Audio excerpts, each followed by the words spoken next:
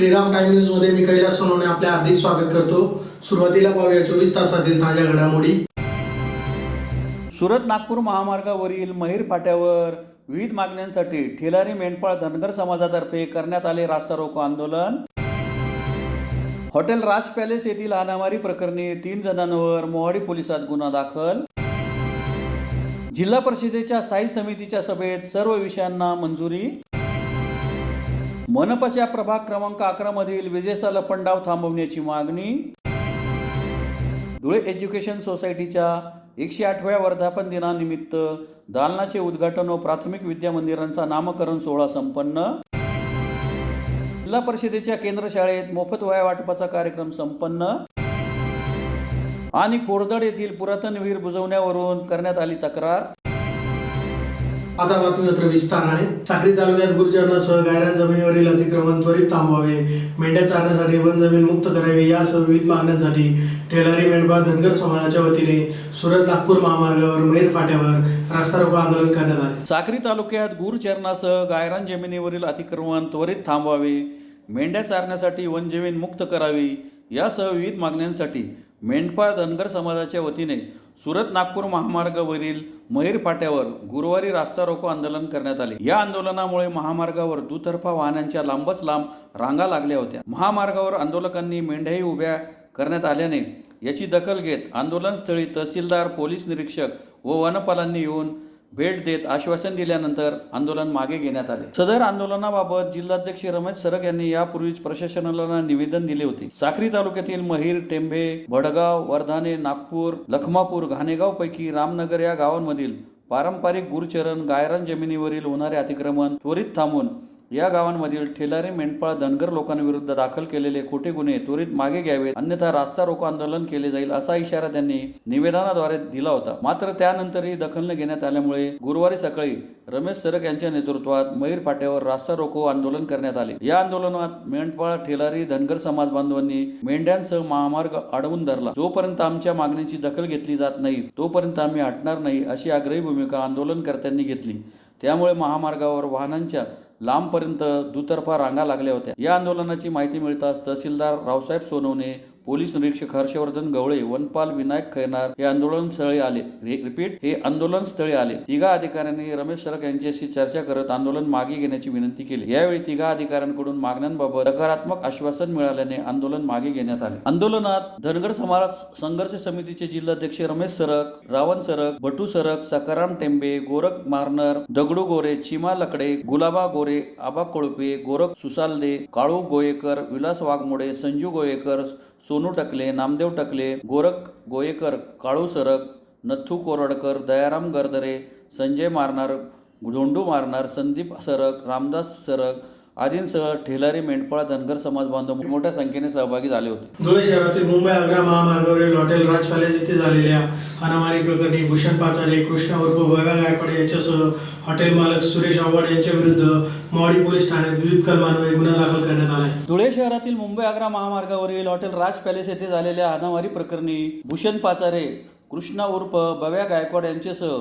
Hotel मालक सुरेश आव्हाड यांच्या विरुद्ध मोहाडी पोलीस ठाण्यात भादवी कलम 307 सह विविध कलमान्वये गुन्हा दाखल करण्यात आला असल्याची माहिती सहाय्यक पोलीस अधीक्षक एस ऋषिकेश रेड्डी यांनी दिली। याबाबत अधिक माहिती अशी की दिनांक 29/6/2024 रोजी रात्री 12:30 वाजेच्या सुमारास धुळे शहरातील मुंबई ते आग्रा राष्ट्रीय महामार्ग क्रमांक 3 हायवे रोड लगत असलेली हॉटेल राज येथे फिर्यादी अमोल राजेंद्र देसले वय 35 वर्षीय, व्यवसाय ड्रायव्हिंग, राहणार शासकीय विश्रामगृह क्रमांक 2 बस स्थानकाच्या पाठीमागे धुळे व त्याचे मित्र राज उर्फ कृष्णा जगन आहिरे, राहणार रासकर नगर, चितोड रोड धुळे, मित्र मनोज शिरसाट, राहणार रासकर नगर, चितोड रोड धुळे असे जेवण करण्याकरिता रात्री उशिरापर्यंत चालू असलेल्या हॉटेल राजमध्ये आले होते। त्याच ठिकाणी साधारणतः तासभराने राज उर्फ कृष्णा जगन आहिरे याचे 2 मित्र नामे भूषण रोहिदास पाचारे, राहणार मोतीनाला गोळेबार टेकडी धुळे, कृष्णा उर्फ बव्या दिनेश गायकवाड, राहणार चितोड रोड अंबिका हॉटेलच्या शेजारी धुळे असे हॉटेल राज पॅलेस येथे आले। राज उर्फ कृष्णा याने त्यांच्याजवळ दारू पाजण्यास पैसे नाहीत असे म्हणून नकार दिल्याने आलेल्या वरील नमूद दोन्ही मित्रांनी राज उर्फ कृष्णा जगन आहिरे यास आई बहिणीवरून शिवगाळ करून स्टील रॉडने डोक्यात मारहाण करून गंभीररित्या जखमी केले। तसेच फिर्यादी यांचे देखील डोक्यात काचेचा ग्लास मारून त्यास हाताबुक्क्याने मारहाण करून गंभीररित्या दुखापती केले। फिर्यादी याचा मित्र राज उर्फ कृष्णा जगन आहिरे याची तब्येत गंभीर असून त्याच्यावर उपचार सुरू आहे. हॉटेल राज पॅलेस येथे घडलेल्या अपराधाबाबत पोलीस ठाणे येथे माहिती देणे, हॉटेल मालक चालक यांचे आद्य कर्तव्य असताना किंवा अपराध घडला हे माहिती असताना देखील त्यांनी सदर अपराधाची माहिती देण्याचे उद्देशपूर्वक टाळले. यावरून भूषण रोहिदास पाचारे राहणार मोतीनाला गोळीबार टेकडी धुळे, कृष्णा उर्फ भव्या दिनेश गायकवाड राहणार चितोड रोड अंबिका हॉटेलच्या मागे धुळे सह हॉटेल मालक सुरेश आव्हाड राहणार वडजाई तालुका जिल्हा धुळे यांच्या विरुद्ध 3/7/2024 रोजी अमोल राजेंद्र देसले यांनी दिलेल्या फिर्यादीवरून मोहाडी पोलीस ठाण्यात भादवी कलम 307 सह विविध कलमान्वये गुन्हा दाखल करण्यात आला आहे. सदर आरोपितांना शोध घेऊन ताब्यात घेण्यात आले असून पुढील तपास पोलीस उपनिरीक्षक विनायक मोरे हे करीत आहेत. सदरची कारवाई पोलीस अधीक्षक श्रीकांत दिवरे, अप्पर पोलीस अधीक्षक किशोर काळे तसेच सहाय्यक पोलीस अधीक्षक ऋषिकेश रेड्डी यांच्या सूचना व मार्गदर्शनाखाली करण्यात आली. एक मोहाड़ी पुलिस स्टेशन के अंडर 29 जून में एक क्राइम हुआ है, तो उसमें एक दो आरोपी है, तो उसमें लाठी एंड उसका जो वेपन्स यूज़ करके 2 लोगों के ऊपर अटैक किया था. तो ये विषय हुआ था. फिर उसके बाद हमने आज वो हमारा कॉग्निजेंस में आया था वो क्राइम, तो उसमें हमने FIR दर्ज किया गया है. तो उसमें एक जो दोनों अक्यूज़्ड हम अरेस्ट करने के लिए हमारा टीम्स वगैरह रवाना किया है. तो उसमें एक इम्पॉर्टेंट बात यह है कि जो हमने 3 लोगों को आरोपी किया है, जो 2 आरोपी इसमें अक्यूज़्ड है तो वो है, एंड एक आरोपी जो है वो जो होटल का ओनर है. तो हमने इसीलिए आरोपी किया है क्योंकि वहाँ पे वो होटल में रात में 12:30 बजे कोई इंसिडेंट हुआ है, बट वो कोई भी पुलिस स्टेशन में कहीं पे भी ऐसे इंसिडेंट हुआ है ऐसे इन्फॉर्मेशन दिया नहीं है. तो उसके लिए हमने उसको भी आरोपी किया है. तो ये मैं सभी दुलेवासी एंड होटल वाले एंड कोई भी कहीं पे नागरिकों को मेरा ये विनंती है कि कहीं पे भी आप ऐसे घटना देखते हैं, प्लीज़ हमको पुलिस प्रशासन करो इन्फॉर्म करो. हम सतर्क है ऑलवेज, है ना. आप जैसे भी होता है हम इमीडिएटली पहुंचेंगे, गुना रजिस्टर करेंगे, 100% ट्रांसपेरेंसी से तपास करेंगे. बट प्लीज़ आप उसको इश्यू को दबाने की कोशिश मत करो, है ना. तो वो गलत है. तो आज जैसे हमने होटल वाले को भी मैं ये विनंती करता हूँ कि हमने हर दिन दूल्हे में 10 वाजता शॉप्स वगैरह बंद करते हैं, प्लीज़ वो फॉलो करो. 10 वाजता से कोई भी शॉप ओपन नहीं करना है, ये शासन का निर्णय है. तो प्लीज़ मेरा ये रिक्वेस्ट है कि प्लीज़ 10 वाजता क्लोज़ करो. एंड जिसके पास हाईवे पे जो होटल्स है उसके वहाँ पे दारू बिक्री नहीं होना चाहिए. वहाँ पे प्लीज़ उसके ऊपर भी हम कार्रवाई करेंगे आज से. तो वहाँ पे वो भी होना नहीं चाहिए. तो ये मेरा प्लीज़ रिक्वेस्ट है कि जहाँ पे भी होता है प्लीज़ पोलीस प्रशासन करो इन्फॉर्म करो. धन्यवाद. धुळे जिल्हा परिषदेच्या स्थायी समितीची मासिक सभा जिल्हा परिषदेच्या काही यशवंतराव चव्हाण सभागृहात जिल्हा परिषद अध्यक्ष धरती देवरे यांच्या अध्यक्षतेखाली संपन्न झाली. सभेत विषय पत्रिकेवरील सर्व विषय मंजूर करण्यात आले. धुळे जिल्हा परिषदेच्या स्थायी समितीची मासिक सभा जिल्हा परिषदेच्या काही यशवंतराव चव्हाण सभागृहात जिल्हा परिषद अध्यक्ष धरती देवरे यांच्या अध्यक्षतेखाली गुरुवारी दुपारी संपन्न झाली. सभेमध्ये विषय पत्रिकेवरील सर्व विषयांवर चर्चा होऊन मंजुरी देण्यात आली. त्यात सदस्यांचे रजेचे अर्ज असल्यास त्यांच्या रजा मंजुरीबाबत विचार करणे, विषय समित्यांनी त्यांचे मागील सभेत केलेल्या ठरावावरील कार्यवाहीचा आढावा घेणे, शासन निर्णय, शासन परिपत्रकाचे वाचन करणे इत्यादी विषयांचा समावेश होता. 11वी सायन्सच्या विद्यार्थ्यांकडून काही संस्था चालक प्रवेशासाठी 15,000ची मागणी करीत आहे. शिक्षण विभाग याकडे लक्ष देत नाही असा आरोप जिल्हा परिषद सदस्य पोपटराव सोनवणे यांनी केला. जिल्हा परिषदेच्या सर्व विषय समित्यांच्या अधिकाऱ्यांनी आपल्या आपल्या विभागांचा अहवाल सादर केला. तसेच नवीन शासन निर्णयांचे परिपत्रकांचे अधिकाऱ्यांकडून वाचन करण्यात आले. राज्य शासनाने नव्याने जाहीर केलेल्या मुख्यमंत्री माझी लाडकी बहीण योजनेविषयी सभेत सविस्तर माहिती देण्यात आली. या योजनेचे नियम, अटी, लाभाचे स्वरूप या संदर्भात समजावून सांगण्यात आले. केंद्र सरकारमध्ये गुजरातचे खासदार तथा जिल्हा परिषद अध्यक्ष धरती देवरे यांचे वडील CR पाटील यांना मंत्रिपद मिळाल्याने त्यांच्या अभिनंदनाचा ठराव करून प्रातिनिधिक स्वरूपात धरती देवरे यांचा सत्कार करण्यात आला. यावेळी जिल्हा परिषद अध्यक्ष धरती देवरे, उपाध्यक्ष देवेंद्र पाटील, सभापती हर्षवर्धन दैते, सभापती कैलास पावरा, सभापती ज्योती बोरसे, उपमुख्य कार्यकारी अधिकारी BS अकलाडे, चंद्रकांत पवार यांच्यासह सदस्य पोपटराव सोनवणे, सभापती सोनीबाई कदम, प्रकल्प संचालक बोटे, शिक्षणाधिकारी मनीष पवार यांच्यासह मोठ्या संख्येने जिल्हा परिषद सदस्य व संबंधित अधिकारी उपस्थित होते. आम्हाला नवीन तुकडी मिळते, नवीन वर्ग मिळतोय आणि विशेषतः जे प्रवेश देत आहे सायन्समध्ये मोठ्या प्रमाणात प्रवेश होत आहे त्यांच्याकडे कुठल्याही 10वीपासून प्रयोगाचं साहित्य उपलब्ध नाही. एकही प्रयोग केले जात नाही. या शाळा तपासा तुम्ही, सर्व शाळा सांगत नाही. मी इंग्रजांनी सांगत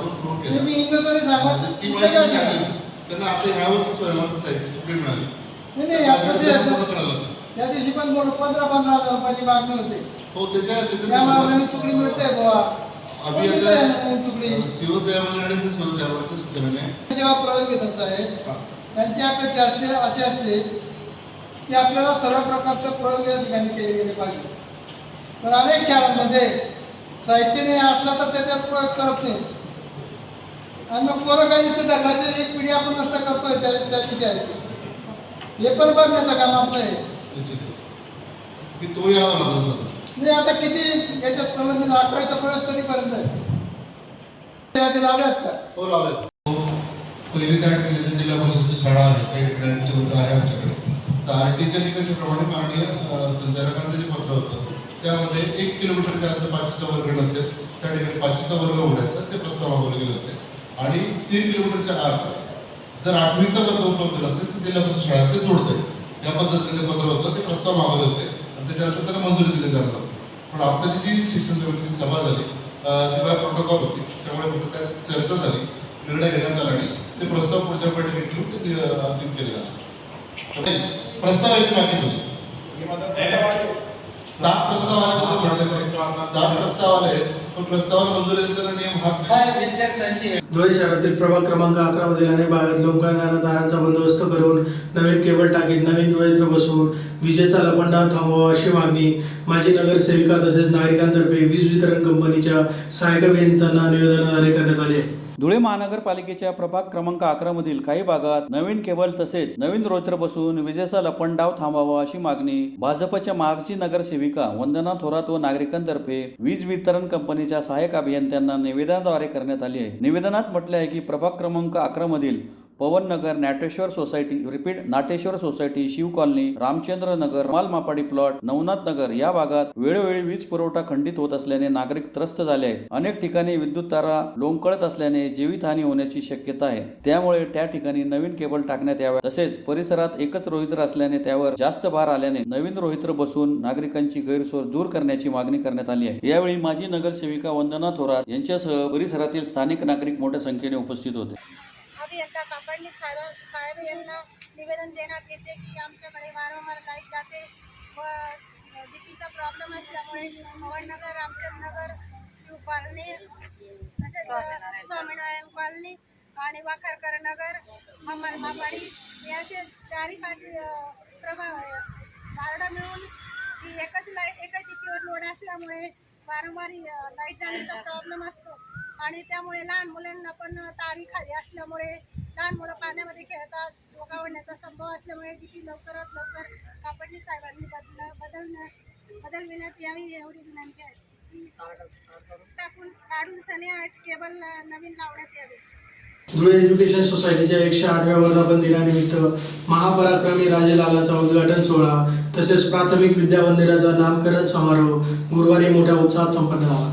धुळे एज्युकेशन सोसायटीच्या 108व्या वर्धापन दिनी महापराक्रमी राजेदालनाचा उद्घाटन सोहळा तसेच श्रीमती मिश्रीबाई ओंकारमल अग्रवाल आदर्श प्राथमिक विद्या मंदिर, ओंकारमल सोहालाल अग्रवाल विकास प्राथमिक विद्या मंदिर नामकरण सोहळ्याचा कार्यक्रम गुरुवारी मोठ्या उत्साहात संपन्न झाला. कार्यक्रमाच्या अध्यक्षस्थानी संस्थेचे अध्यक्ष रवींद्र बेलफाटक हे उपस्थित होते. यावेळी डॉक्टर रमेश पांडव यांच्या भारताचे परकीय आक्रमकांशी 1000 वर्षाचे जागतिक विक्रमी यशस्वी युद्ध या विषयावर व्याख्याने संपन्न झाले. प्रमुख अतिथींच्या हस्ते प्रतिमा पूजन व दीप प्रज्वलन करीत कार्यक्रमास सुरुवात करण्यात आली. त्यानंतर दालनाचे उद्घाटन तसेच नामकरणाचा सोहळा संपन्न झाला. त्यानंतर डॉक्टर रमेश पांडव यांचे व्याख्यान संपन्न झाले. यावेळी डॉक्टर रमेश पांडव, उद्योजक महेंद्र उर्फ कैलास अग्रवाल, संस्थेचे अध्यक्ष रवींद्र बेलपाठक, उद्योजक सुभाष अग्रवाल, आचार्य महंत दिगंबर सोळकर बाबा यांच्यासह मान्यवर मोठ्या संख्येने उपस्थित होते. यावेळी विद्यार्थ्यांना सायकलीचे वाटपही करण्यात आले.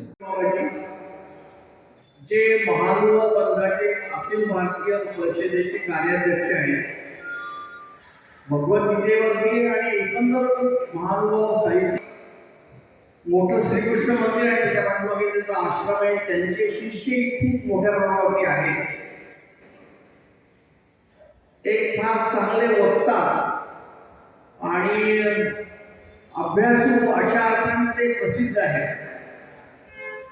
आणि तब्येत थोडी ठीक नसताना सुद्धा एकदा आपण शब्द दिला की ज्या आपल्याला आलेले आपल्याला ते नंतर आशीर्वचन देणार आहे. मी त्यांचंही स्वागत करतो. आजच्या कार्यक्रमाचं वैशिष्ट्य असं की 6 महिने अगोदर ठरलेले असतात, व्यस्त असतात, असे माननीय श्री रमेशजी पांडव जे समरसता मंचाचे अखिल भारतीय सदस्य आहेत, महाराष्ट्राचे निमंत्रक आहेत, फक्त पगार सोडून कुठलाही पैसा देत नाही. आता हल्ली तेही बंद आहे. माननीय सुभाषजी अग्रवाल आणि माननीय महेंद्रजी अग्रवाल हेही आपल्याकडे आले. त्यांनी आपल्या 2 प्राथमिक शाळांसाठी ज्याचा आता उल्लेख होणार आहे त्याच्यासाठी त्यांनी 51 लाख रुपये दिलेले आहेत. आणि एवढंच नाही, त्याच्याही अगोदर आपल्या बीएड कॉलेज सगळं जुन्या आपल्या भागात सगळ्यात जुनं ग्रँटेड कॉलेज त्यालाही त्यांनी 31 लाख रुपये दिलेले आहेत. त्यांचंही मी खूप स्वागत करतो. आपल्या संस्थेचे मानद सचिव माननीय संतोषजी अग्रवाल, आपल्या संस्थेचे उपाध्यक्ष माननीय डॉक्टर महेश गुगली, उपस्थित सर्व संचालक, मान्यवर, सर्वच बंधू आणि भगिनी, वर्धापन दिन तसा अर्थाने 3 जुलै रोजी असतो, पण काल आपल्या प्रमुख वक्त्यांना वेळ नव्हता होते. आपण 1 दिवस कार्यक्रम थोडा उशिराने घेत आहोत.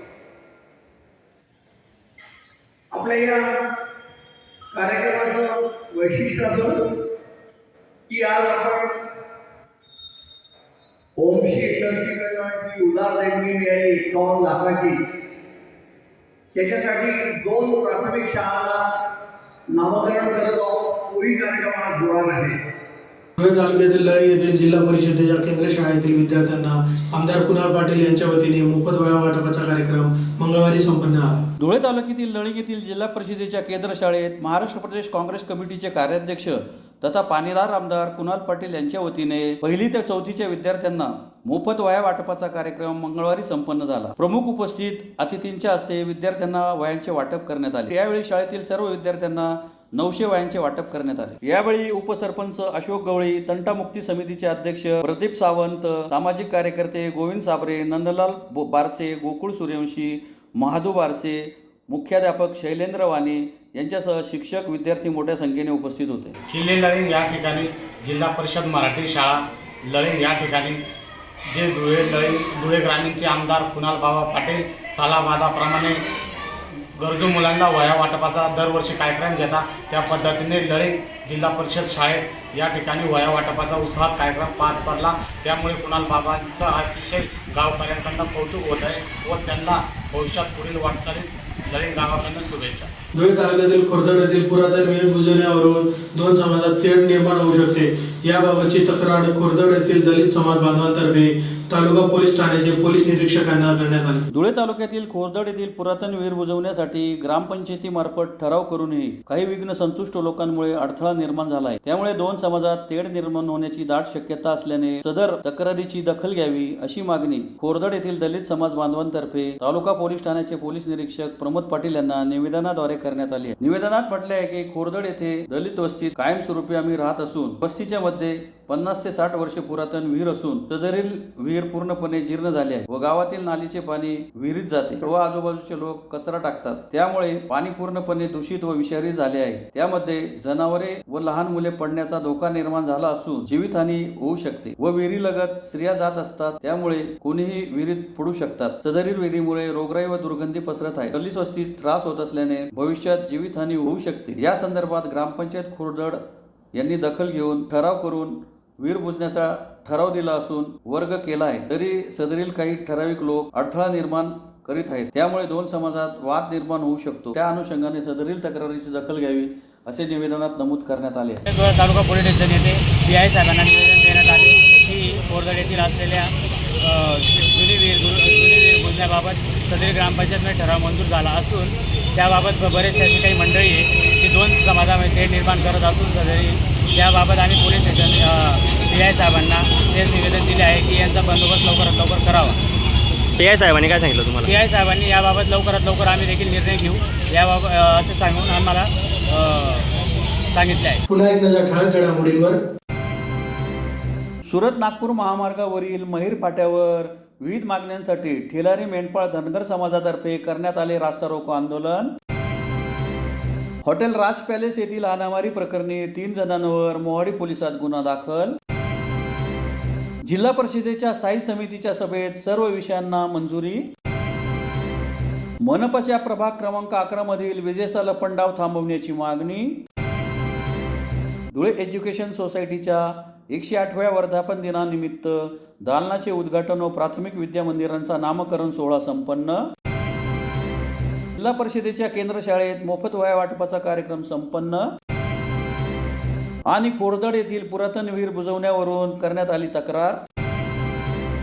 याचबरोबर श्रीराम टाइम न्यूजचे बातमीपत्र संपले. दिवसभरातील ताज्या घडामोडीसाठी पाहत राहा श्रीराम टाइम न्यूज. भेटूया पुढील प्रसारणात. तोपर्यंत नमस्कार.